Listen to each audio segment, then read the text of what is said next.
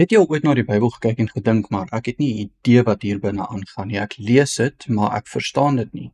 En dan luister 'n mens na almal wat daaroor praat en al die preke of kommentare en goeters en jy dink, genigtig, ek het dit nooit gesien nie. Ek wil ook leer hoe om hierdie goed in die Bybel raak te sien. Wel, dit is waarmee ons begin in hierdie reeks. En ons gaan deur die boek van Filippense werk en ek gaan vir julle 'n baie maklike Bybelstudie metode wys wat julle elke dag kan gebruik, wat ook vinnig is. Dit vat nie te veel tyd nie, so dit is maklik om te begin, maklik om te oefen. Dit vat nie baie tyd nie en enige iemand kan dit doen. En hierdie is nie die perfekte Bybelstudie metode nie. Daar's nog baie meer wat 'n mens hierby kan byvoeg, maar dit gee vir jou 'n grondslag wat baie dieper is as wat die meeste mense alreeds doen, wat baie meer toepassing gaan gee van hoe die Bybel eintlik in jou lewe werk as wat die meeste tegniese Bybelstudies gaan doen. Maar dit is ook nie net 'n hoe voel ek oor dit nie, hoe moet ek dit interpreteer nie. Dit is, wat is die tegniese betekenis hier agter? So jy gaan albei tref, jy gaan albei vinnig tref, jy gaan albei op 'n maklike manier tref.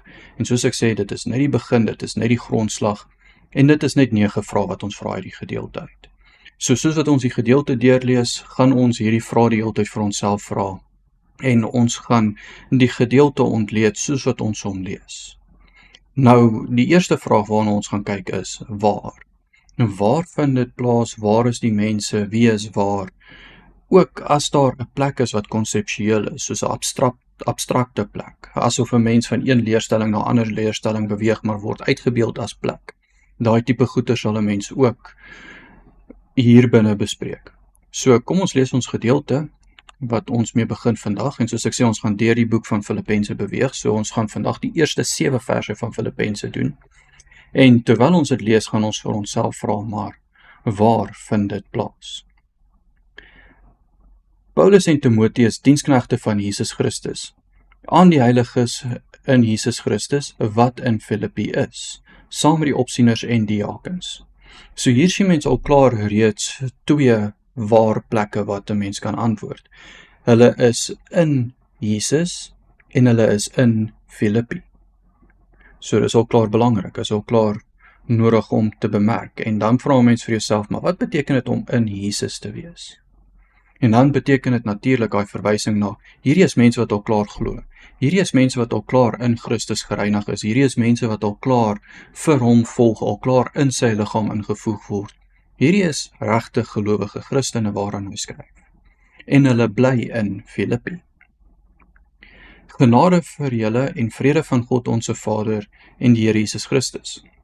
Ek dank my God elke maal as ek aan julle dink, en ek bid altyd in al my gebede vir julle met blydskap, oor die gemeenskap aan die evangelie van die eerste dag af tot nou toe, omdat ek juis hierop vertrou, en dat hy wat 'n goeie werk in julle begin het, dit sal volëindig tot op die dag van Jesus Christus. Soos dit vir my reg is om van julle almal te dink, omdat ek julle in my hart dra, aangesien julle almal in my boeye, sowel as in die verdediging en bevestiging van die evangelie, my deelgenote in die genade is. So hier is 'n belangrike ding, hulle is saam met Paulus in sy boeye besig met die verdediging van die evangelie. Hulle neem 'n deel aan Paulus se boeye. So dit is ook belangrik om op te merk, want nou gaan 'n mens kry, Paulus is in die tronk. Dit is van waaraf hy hierdie brief skryf. En hierdie mense is verenig saam met Paulus. Weet, dit is nou daai konseptuele plek. So as 'n mens na hulle gekyk het, sou hulle verenigde front gewees het. Soos as daar 'n oorlogsleer op die horison was, sou hulle almal in een lyn reguit gestaan het, reg om die evangelie uit te dra, reg om die waarheid te verdedig. Deelgenote aan hierdie waarheid. Die volgende vraag wat ons gaan vra is, wanneer? So nou kyk ons na enige tyduitdrukking. Wanneer is dit geskryf, wanneer gebeur sekere goeters, selfs weer konseptuele wanneer, as daar 'n metaforiese gebruik van tyd is, gaan ons dit ook bemerk.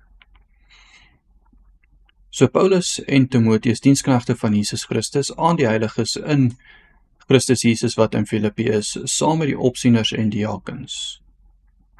Genade vir julle en vrede van God onsse Vader en Here Jesus Christus. Ek dank my God elke maal as ek aan julle dink. Hier is tyd. Elke keer as ek aan julle dink, dank ek God.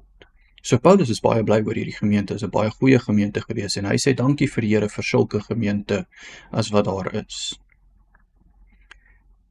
En ek bid in al my gebede vir julle almal met blydskap oor julle gemeenskap aan die evangelie van die eerste dag af tot nou toe. So hier vind ons weer tyd.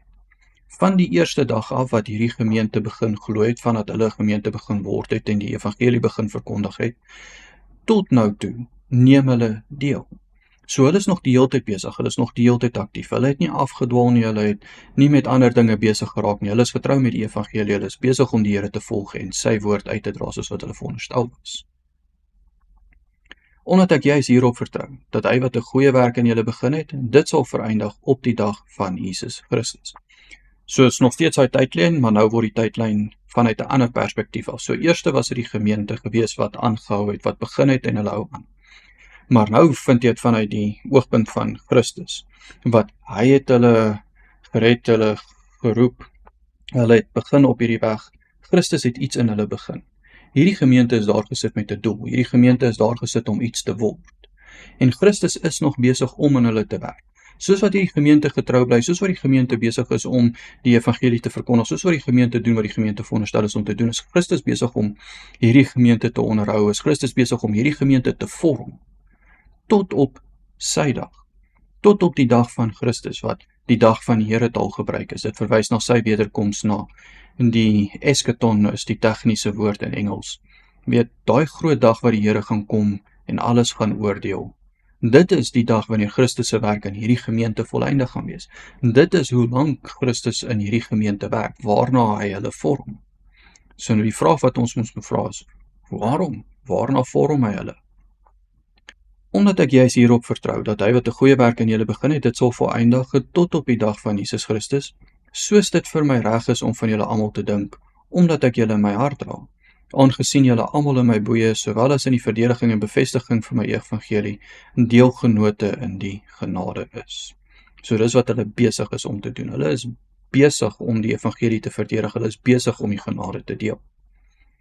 Nou vra ons wie? Wie is die mense betrokke? So direkte mense, maar ook weer as daar 'n persoon as 'n konsep of personifikasie aan die gang is, gaan mense dit hier ook opmerk. Maar ons vra wie? Wie praat met wie word daar gepraat? Wie word genoem? Ons merk al die mense of beelde op wat in hierdie gedeelte is. So ons begin met Paulus en Timoteus, diensknegte van Jesus Christus. So hulle skryf die brief. Hulle is die mense wat die brief rig. Paulus en Timoteus. So hulle twee moes saam gewees het op hierdie stadium terwyl Paulus in die tronk was. En hulle rig die brief aan die gemeente in Filippi, wat ons in die volgende gedeelte van vers 1 sien, aan die heiliges wat in Filippi is, saam met die opsieners en diakens. Soos aan die heiliges, dis aan die hele gemeente, dis aan almal wat glo in Filippi. En die opsieners en diakens. So hier word die leierskap in die kerk spesifiek uitgelig. Soos vir almal en vir die leierskap. Soos maar net 'n formele, respekvolle manier van aanspreek. Maar hy stel ook sy gehoor duidelik dat hy wil hê almal moet luister, maar die leierskap moet baie spesifiek luister. Genade vir julle en vrede van God onsse Vader en die Here Jesus Christus. So hier vind 'n mens God, Jesus. En dit is daai tipiese Nuwe Testament ding dat die twee word heeltyd saamgevoeg. Hulle kan van mekaar geonderskei word, maar hulle kan nie van mekaar geskei word nie. So jy kan sien hier is Jesus, jy kan sien hier is God, maar is een persoon, is hierdie een persoon wat dit met jou deel. En ek bid altyd in al my gebede vir julle met blydskap, oor die gemeenskap aan die evangelie van die eerste dag af tot nou toe, omdat ek juis hierop vertrou dat hy wat 'n goeie werk in julle begin het, dit sal voleindig tot op die dag van Jesus Christus. Soos dit vir my reg is om dit van julle almal te dink, omdat ek julle in my hart dra, aangesien julle almal in my boeye, sowel as in die verdediging en bevestiging van die evangelie my deelgenote in die genade is. So word nie enige ekstra persoon ingebring, ja, word nie iemand ekstra genoem nie. Wat hier binne sien is Jesus, die skrywers Paulus en Timoteus, en die gemeente. Nou is die vraag, wat word gesê? En hier kyk ons net na stellings in die teks en ons probeer om dit nie nou alreeds te interpreteer nie. Ons kyk net na wat daar staan. So Paulus en Timoteus, diensknegte van Jesus Christus aan die heiliges wat in Filippi is, saam met die opsieners en diakens. Is 'n groet. Daar word hallo gesê tussen die skrywers, Paulus en Timoteus, en die gemeente aan Filippi aan wie hulle hierdie brief geadresseer het. Genade vir julle en vrede van ons God en Vader en die Here Jesus Christus. Hierdie is die standaard seën wat uitgespreek word. So Paulus deur hierdie brief spreek sy seën uit oor die gemeente. Ek dank my God elke maal as ek aan julle dink, en ek bid in al my gebede vir julle met blydskap oor die gemeenskap aan die evangelie van die eerste dag af tot nou toe, omdat ek juis hierop vertrou dat hy wat 'n goeie werk in julle begin het, dit sal volëindig tot op die dag van Jesus Christus. So 'n mens sien hier 'n gebed wat Paulus bid. Hy bid om vir die Here te sê dankie. Dankie vir hierdie gemeente wat u geplant het. Dankie vir hierdie gemeente wat u begin het. En dankie dat ek kan weet, u is besig om in hierdie gemeente te werk. U is besig om hierdie gemeente te vorm, om nog groter, om nog beter, om nog iets meer uitstaande te word, as wat hulle alreeds is. En Paulus is bly oor hierdie gemeente. En die rede waarom hy so bly is hy kan alreeds sien dat dit besig is om uit te werk, en dit sien mens in vers 7.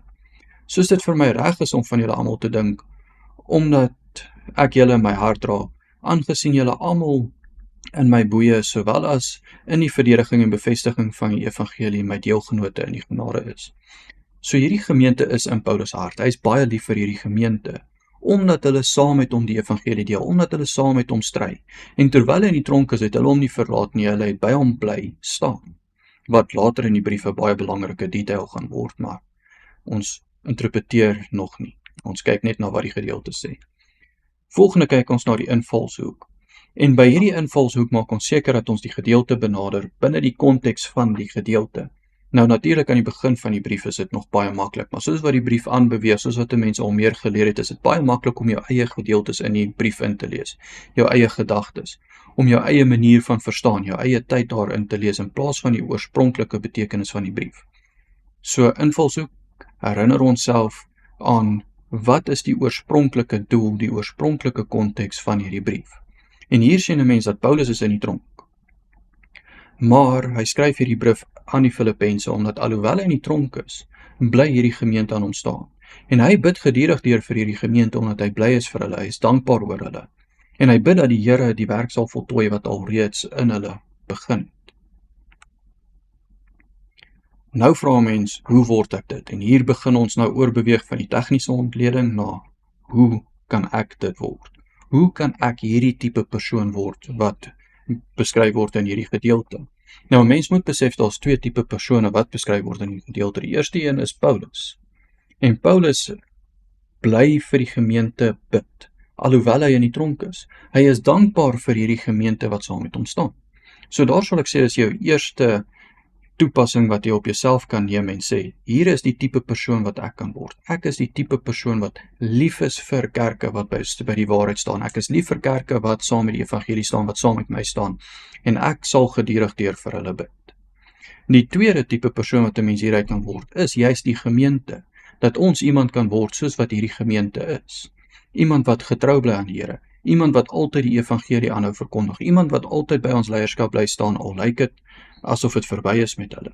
Al lyk dit duister in hulle lewens. Ons sal die ouens wat die Here vir ons gegee het as leierskap aanhou volg, omdat hulle ons in die waarheid lei, en ons is medewerkers van die evangelie saam met hulle. So is die tweede tipe persoon wat ons kan word. Iemand wat getrou bly. Nou vra ons, hoe leef ek dit? So nou soek ons werkwoorde. Hoe kan ek doen wat in hierdie gedeelte staan? En weer eens, jy het Paulus en jy die gemeente. Wat is Paulus besig om te doen wat ons kan naspeel, wat ons kan naap, wat ons ook kan doen? Bid. Bid altyd. Bid gedurig deur. Is daar iemand of iets of 'n gemeente waarvoor jy dankbaar is? Hou hulle altyd in gebed. Vra altyd vir die Here om hulle te bewaar, om hulle nog meer te vorm, om hulle nog meer te vorm na sy beeld en hulle te beskerm. Maar aan die ander kant weer die gemeente. Die gemeente het sterk bly staan, ja, maar hulle het altyd die evangelie bevestig. Hulle het altyd die evangelie aanhou verkondig. En dit kan ons ook toepas in ons lewens en dit doen, dat ons tipe mense sal wees wat altyd besig is om die evangelie te verkondig, wat altyd besig is om God se woord te verklaar, wat altyd besig is om God se woord uit te dra. Maak nie saak wat nie. Ons verkondig God se woord.